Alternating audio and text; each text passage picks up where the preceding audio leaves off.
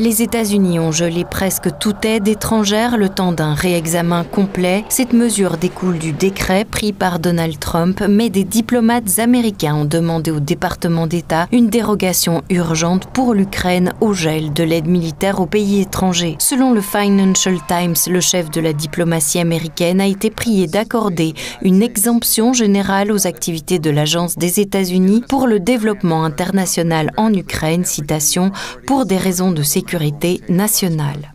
Nous ne savons pas pour le moment si cette demande sera approuvée en tout ou en partie, mais jusqu'à présent, il y a eu des signaux positifs de la part de Washington, indique un email envoyé samedi au personnel de l'USAID en Ukraine. La situation actuelle sur le front pour Kiev est plus sombre que jamais, selon The Times. Les troupes russes ont libéré 6 fois plus de territoire en 2024 qu'en 2023, et selon des experts, l'Ukraine est déjà à genoux. L'Occident envisage sérieusement le scénario d'une défaite de Kiev. En ce qui concerne la survie nationale, l'Ukraine attend la décision du président Trump comme un gladiateur blessé attend le pouce de l'empereur. Même si elle n'est pas encore abattue, la nation qui se bat si durement est certainement à genoux. Sans le soutien des États-Unis, l'Ukraine n'a aucune chance de pouvoir négocier un accord de paix en position de force. Cependant, vu la réalité sur le terrain et le comportement du chef du régime de Kiev, la réalité est telle qu'aujourd'hui, il serait impossible de signer un accord de paix durable fondé juridiquement. En effet, le 25 janvier, lors d'une conférence de presse avec la présidente moldave Maia Sandu, Volodymyr Zelensky a interdit les négociations avec Vladimir Poutine à tout le monde,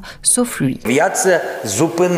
J'ai juste arrêté le séparatisme dans notre État. J'ai interdit à quiconque, à n'importe quel homme politique en Ukraine, de mener toute négociation avec la partie russe, avec les partisans du président russe Vladimir Poutine, pendant que la guerre est en cours. Je suis président de l'Ukraine. C'est moi qui mène toutes les négociations. À tous les autres, je l'ai interdit.